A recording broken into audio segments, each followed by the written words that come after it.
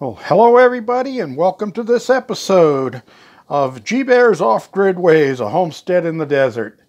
And we're looking at the weather station here, and as you can see, we've peaked at 30-mile-an-hour winds out here today. There's more rain predicted. I've got a break in the rain right now. The sun actually came out between the clouds, but it looks like on the horizon there's more rain on its way. So I'm going to get this done now so I don't have to do this in the rain later.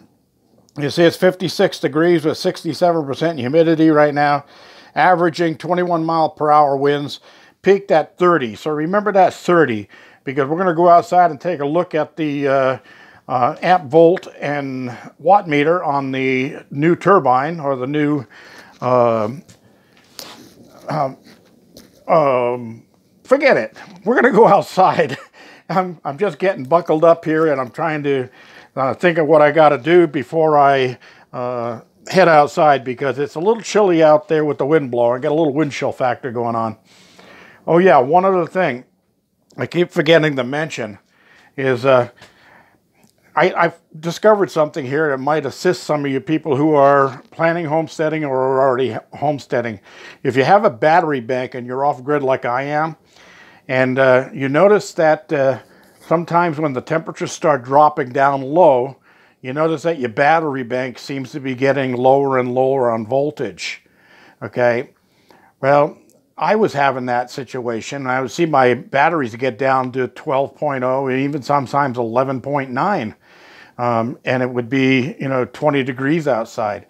And I started thinking, I grew up in New England, and I remember in the wintertime, you'd go out to your car and you go to start your car, and the thing would just go romp, romp, romp. Partially because the oil was really thick from the cold, but also because the specific gravity of the battery, your lead acid battery, would drop in extreme cold weathers. So that in itself, I started thinking, well, what did I do? Well, I was an auto mechanic back then, and one of the things that I remember we learned to do was, if you got that little drag in your battery in the morning, shut the ignition key off and turn your headlights on for about 30 seconds. Then shut the headlights off and start the car, and you'll notice all of a sudden you get just a very quick jump.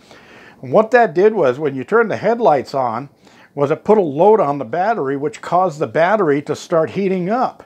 And that would heat up the plates inside of the battery, which would raise the specific gravity of the lead acid in there, and give you a little bit of a kick on your starter. So I started thinking, hey, let me try that. So I'd leave a light on, like the porch light out here, all night long. And I haven't seen it go down like that anymore. It actually stays up into the 12.3 range. So that's what it was. The batteries were getting very cold, specific gravity was dropping, and just turning on a light or letting a light run to keep the batteries under load through the night kept them warm enough so that the specific gravity stayed higher and my voltage stayed higher. Okay, excuse me while I get my earpiece back in. I've got my homemade windproof mic on here, because the wind is gusting out there. It'd be hard to hear me if I don't do that. So here we go. This is what I'm showing inside 13.0 on the battery banks right now. So let's go outside and see what's going on. Oh yeah, things are blowing around. Look at that sky. That's all around me right now with just a little opening right above me.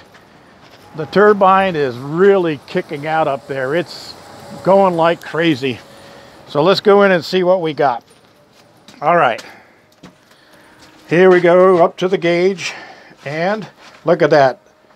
The peak watts over 700 watts. We'll see that again in a minute here. Okay, that's the 755.52, and there's a 726.7 on the watts. The 56 was the amps. Let's go through that one more time.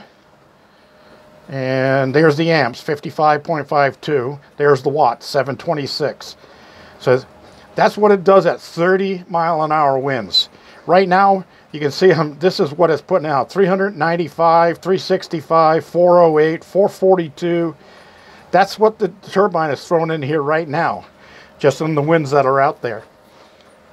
So yeah, I think I've got myself a good setup here. Now, yesterday I showed you I had this fan underneath the amp, volt, and watt meter. Well, that doesn't get warm at all. So I moved it over because my rectifier gets warm. And I had check that rectifier with this little temperature gauge. Let's see what it's reading on there now. Yeah, it's up in the 90s. So yeah, that does get pretty hot.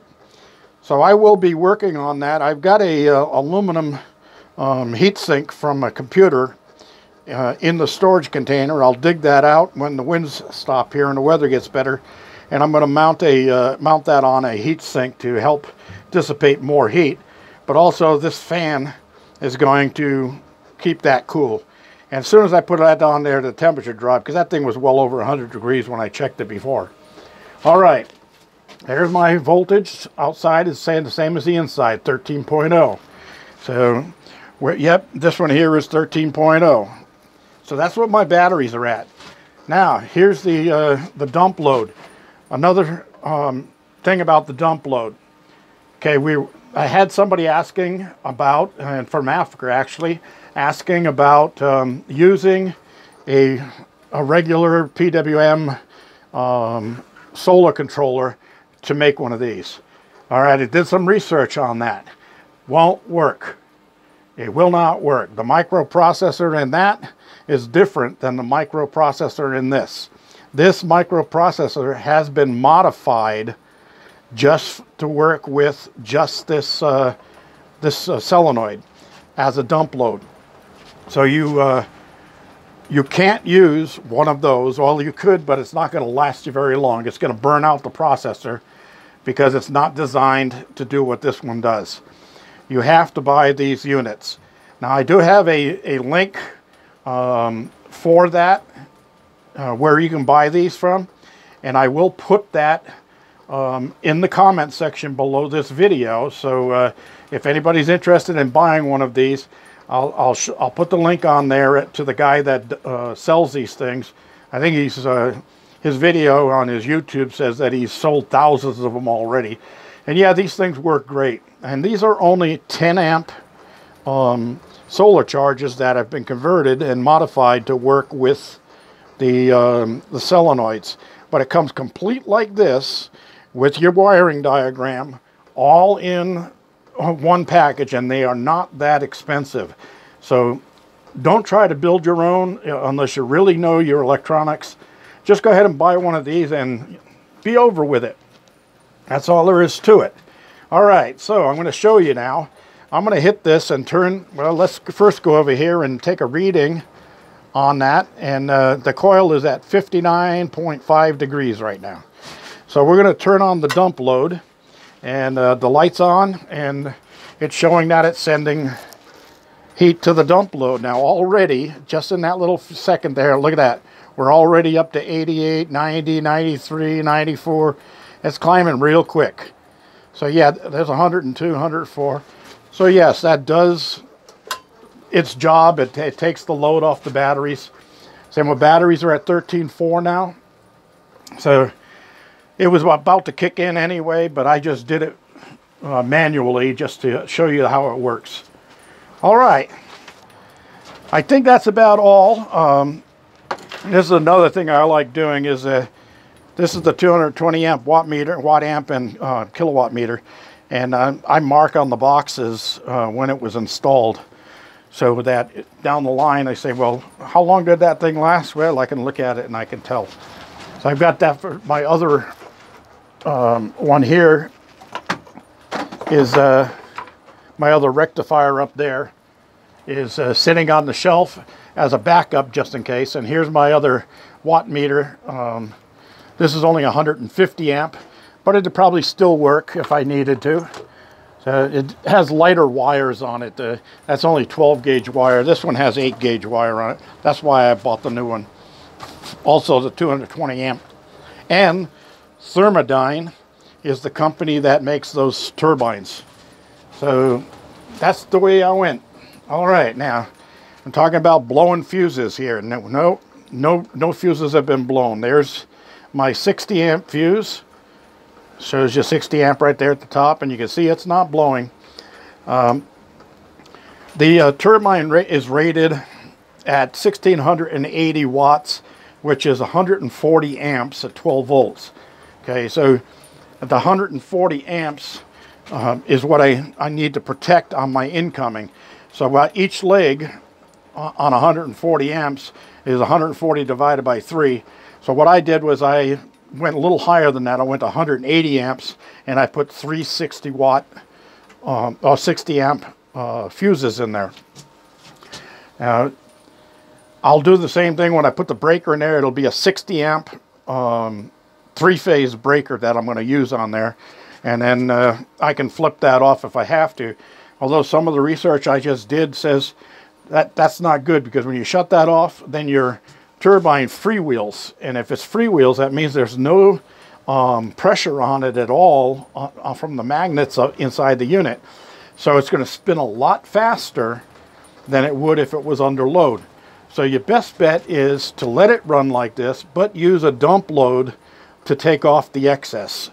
And that'll keep you from burning up your stator on your permanent magnet alternator, or the PMA. All right, so that's something that I did research yesterday and I got involved in. So put that into your notes. Remember, that's one of the things that you want to take care of. All right, well, I'm going to cut this short now because the weather is still clear over me, but it's dark all the way around, and I have a feeling there's going to be more. And before I close this off, I wanted to say a special thank you to Byron for stopping by and checking on me because of the flash flood warnings we had out here and so forth and so on. He did stop in to see if everything was okay here, and I appreciate that. Thank you, Byron, and I'll see you on the next trip. That's all. Don't forget, give me a thumbs up if you like my video. Hit the like button on there, hit the subscribe button, and don't forget, when you hit the subscribe button, right beside it there's a little bell icon. Hit that bell also, and you'll get reminded by email every time I post a new video. You'll be able to get that notification right away and say, oh yeah, there's another one for me to watch. And then also hit the share button down there and share my videos with your friends, family, enemies, and soon to be exes, whatever.